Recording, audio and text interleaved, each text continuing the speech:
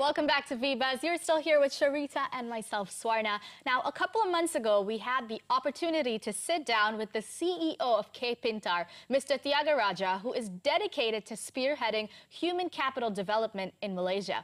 We had an incredibly insightful discussion about upskilling and reskilling the workforce, and we've decided to invite him back on the show to discuss graduate employability. Statistics have shown that only 53% of the nearly 274,000 graduates in 2015 were employed within 6 months of graduating. There was also a higher number of unemployed youths with a tertiary education compared to those who did not have a university education. We gained some insight into the skills gap affecting graduate employability and the solutions to these problems with Mr. Thiagaraja right now. Hello. Hi. Thanks for joining us. Welcome to VBuzz. Well, welcome back to VBuzz. Now, to start off the interview, let's kind of find out what are your thoughts about the present state of graduate employability in Malaysia? Right. I would say let's look into what's employability. Okay. So employability is the ability for a person to acquire a job, able to maintain the job, and able to take on new job if that's required. For example, someone retrenched, they must have an ability to take on a new job. That's what we call employability. So that only can take place if the respective individual have acquired knowledge, skills, as well right attitude to take on any job. Okay, everything is constantly changing. Yes. It's not that very straightforward job anymore. Yeah. So, you know, that definition isn't very straightforward. As you said, there are many different elements that kind of establish employability. So what is the current state of employability here? If you look at the Ministry of Higher Education statistics, they've shown that average about 78% of our graduates are employed. Then if we look deeper into the figures, it literally says they are employed after they completed their degree. But the question is, are they employed into the field of their studies? And we call them, they fall under in-between job. For example, I'm an IT graduate. There's no job opportunity to work in ICT industry. Probably I may work in the hypermarket.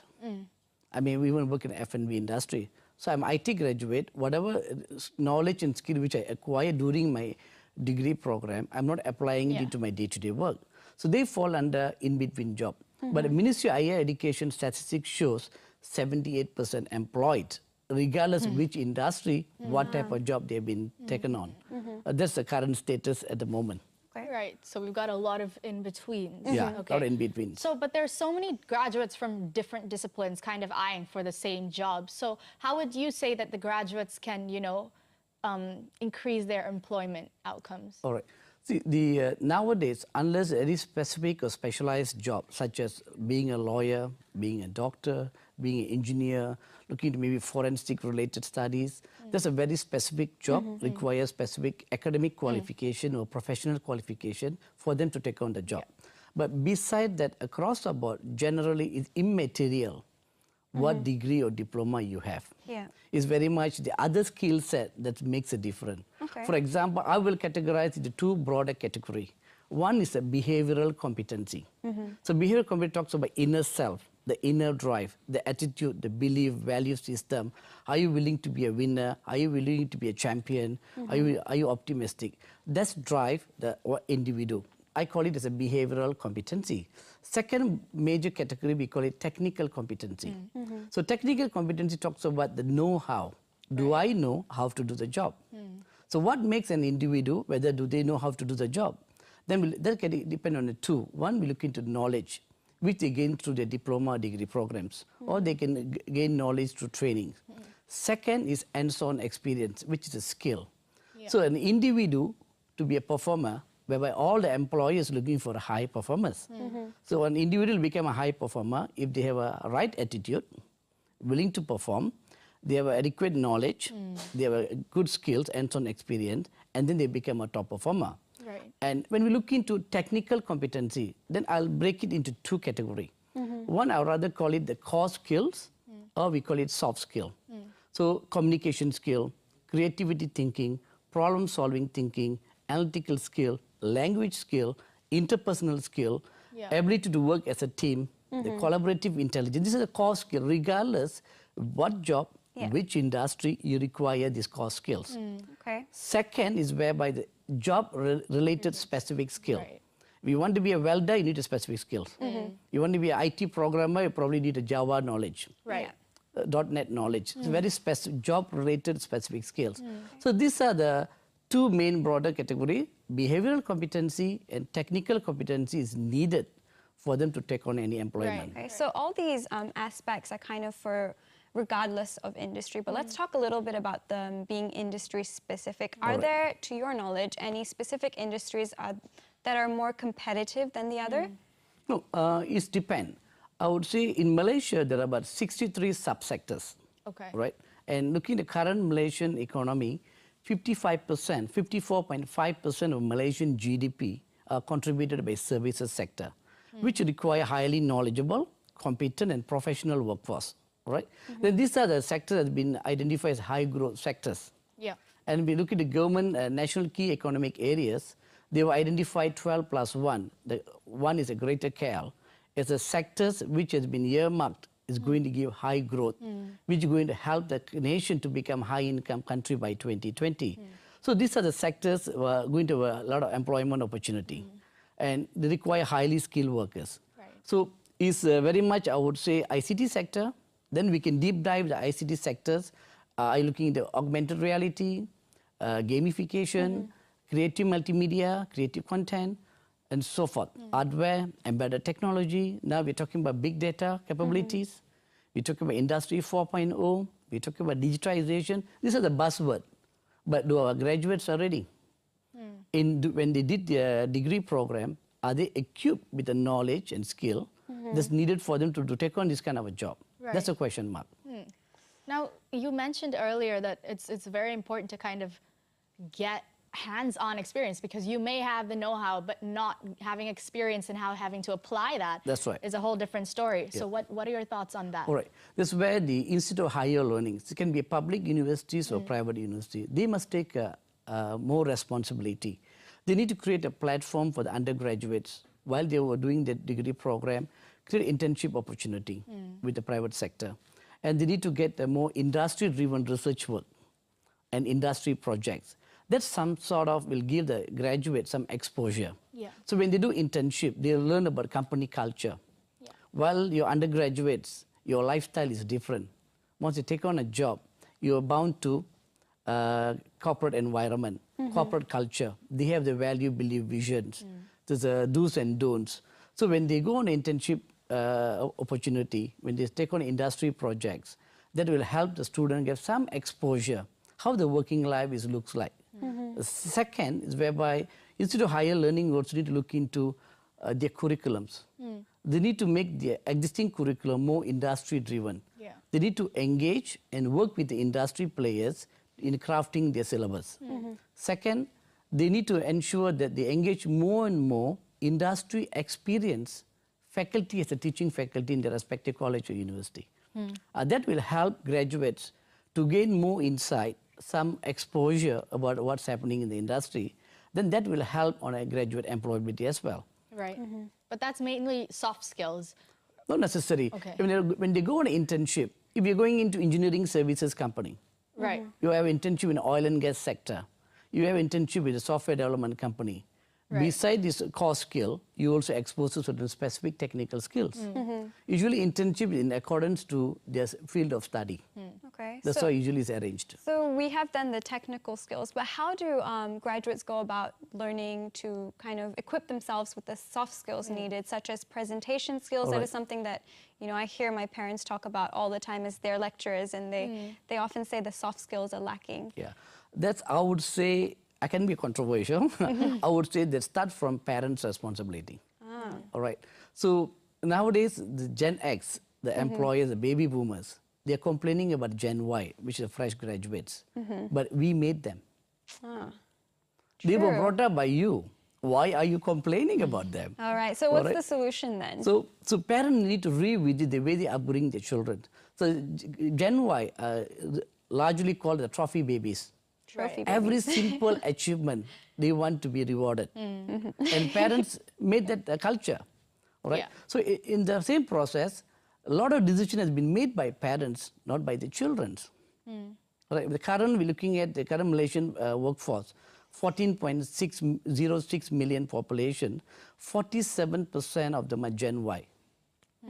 And 3% are Gen Z coming into the employment market. So therefore, it's a responsibility of the parents to constantly upbring, the way they upbring them, and give them a lot of social skills, communication skill, teamwork, team player ability, communication skill, language skill, right attitude, cultivating the right attitude. And then the teachers, the lecturers, and the most important, the graduate themselves. Back home, parents may look at the children, they are sitting on the desk looking at their books. So the parent can't define whether their mind, body, and soul focus in the books, the subject they are studying, or somewhere else. We think about their friend, let's go out with my friend for the Papa Rich, for a Tetare, or so forth. So it's whereby the graduate themselves, they need to revisit themselves. Right. So am I on the right track? Do I need to acquire any new skills? So they need to, literally, they need to embrace lifelong learning culture. That's very important. We learn. We need to unlearn. We need to empty the can. Then we can refill. Then relearn whatever knowledge and skill. You know, what you're talking about, Mr. Thiaga, sounds a lot like, you know, self-reflection, which requires a lot of, you know, intrinsic desire to like succeed. How do you kind of cultivate that in the youth to want themselves to succeed? All right. So there's two thought of it for that. Some people will believe, let's send our children or our employees for motivation program, all right? So for me, I take a different stand. So motivation, something need to come from within. And generally, when it comes to motivation program, we call it RARA programs. It gives you excitement. You're highly motivated. How are you going to retain the motivation level? Right? It subsides. It's like a battery. So you need to charge the battery regularly. What will happen? The source of energy to charge the battery stopped. It's a trouble, right? So my takes very much on the, instead of giving motivation, I rather believe in creating deep-rooted awareness for an individual. Put them through some experiential workshop, put them through experiential situation, let them realize saying that, oh, I need to change myself. Right.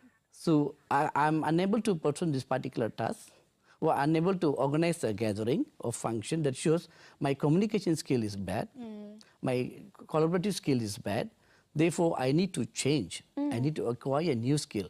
So once you create deep-rooted awareness, that'll have a lasting impact on an individual. That's my take.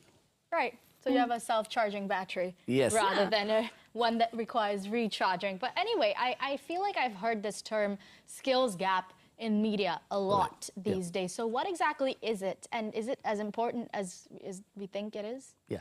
Let's look into what is skills. Okay. The skills is whereby the ability for an individual to perform the task within stipulated time frames as well as stipulated energy to achieve the expected outcome.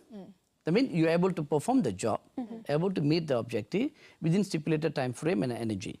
For example, an employee given a task, which a competent employee will be able to complete the task within an hour. But another employee take 2 hours to complete the task. That means they're not competent, all right? So skill gaps among the graduates take place because the learned skill, what they've learned in the universities, the learned skill, and what are the skills required from the industry for them to perform the task, there's a gap.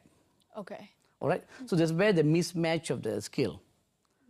So then when the employer employ them, they wanted them to perform the task immediately. Employers are not interested to babysit Gen Y anymore. And the employees also do complain, Gen Y do not have a loyalty. All right? So why should I invest on someone who are not loyal to my organization? That's employer's take. All right?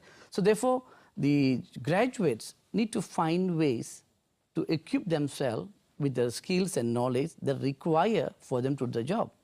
But why do you think that is anyway? When they come out, should they not already be able to handle what's coming? All right. That's what we discussed earlier. During at university, the degree programs, the qualification, are they embedded into industry syllabus? Right. Are they taught by industry experienced lecturers? And then during the 4 years tenure, are they given exposure to work on any internship, industry-related projects, industry research? Okay. Right. That's where the gap. But on the other hand, we can't solely blame the higher education institutions because the technology is changing so fast. Yeah. Right. But what can the graduates do on a personal level to Alright. ensure they don't? So what they have to do, in my opinion, there's a few steps in my opinion. First, regardless what their degree qualification is, they need to ask themselves, what are they passionate about? Yeah. What is their interest?